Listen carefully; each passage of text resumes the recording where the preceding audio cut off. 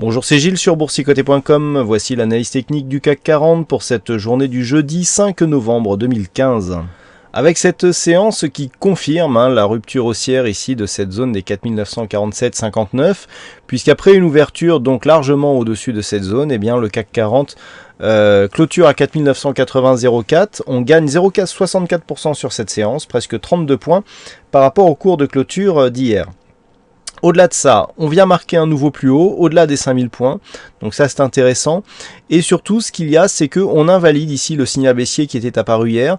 Je vous rappelle, on avait ici faible corps, donc un doji quasiment en étoile filante. Je vous avais dit qu'il fallait, pour valider le signal de retournement, une bougie baissière ici qui ne dépasse pas le plus haut de cette bougie. Là, on a dépassé, on n'a pas une bougie baissière et donc on continue sur un mouvement haussier. Autre élément intéressant, c'est que nous avons un complément de ce gap ici, puisque le CAC qui avait clôturé au plus haut avant-hier à 4936,18 avec un point bas ici à 4935,22.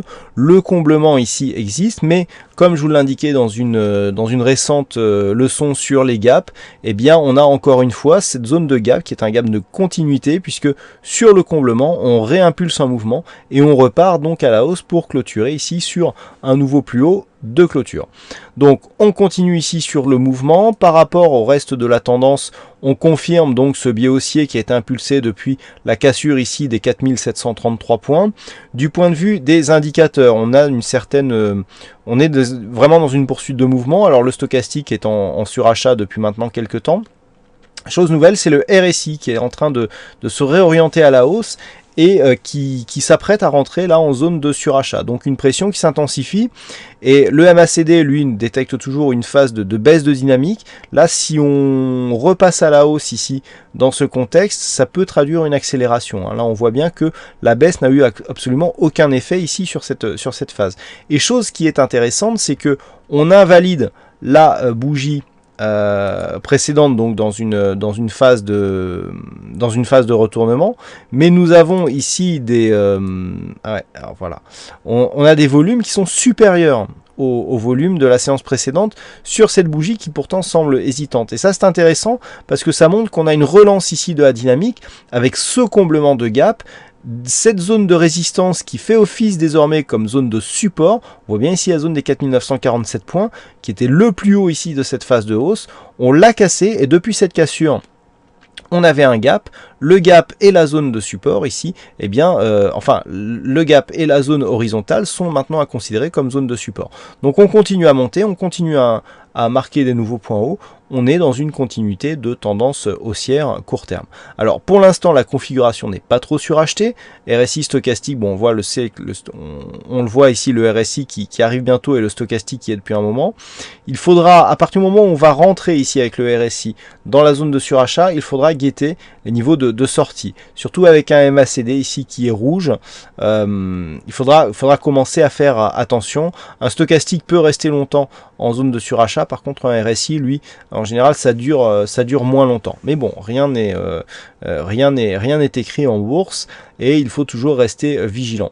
Donc les points à surveiller pour demain. Eh bien, dans un premier temps, la zone ici est 4947.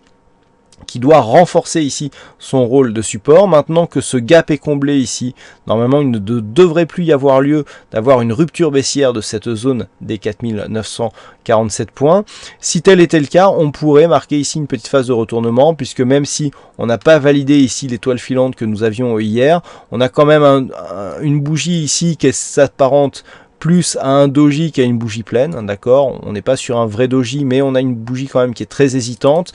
Le fait d'avoir ici une conviction, deux bougies hésitantes, si on commence à rebaisser ici, par exemple sur la zone des 4882, on aurait ici un signal de potentiel retournement. Donc à guetter ici, zone des 4947 points.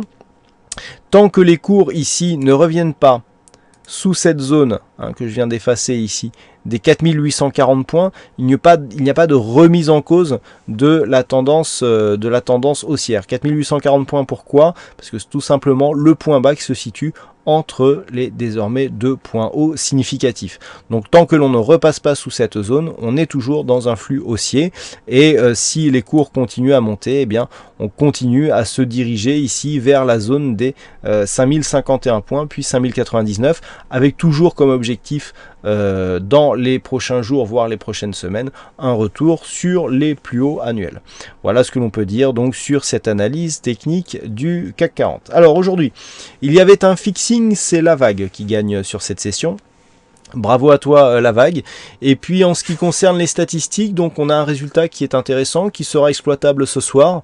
Alors on a 50%, donc c'est du 50-50 pour la bougie de demain, 50%, mais la probabilité est plutôt haussière, puisque le résultat, donc si on applique plutôt les signaux d'achat en fonction de la configuration actuelle sur la bougie suivante à partir du niveau d'ouverture, eh bien il y a un meilleur potentiel de gain à la hausse qu'à la baisse. Les statistiques sur 5 jours sont encore en cours de calcul.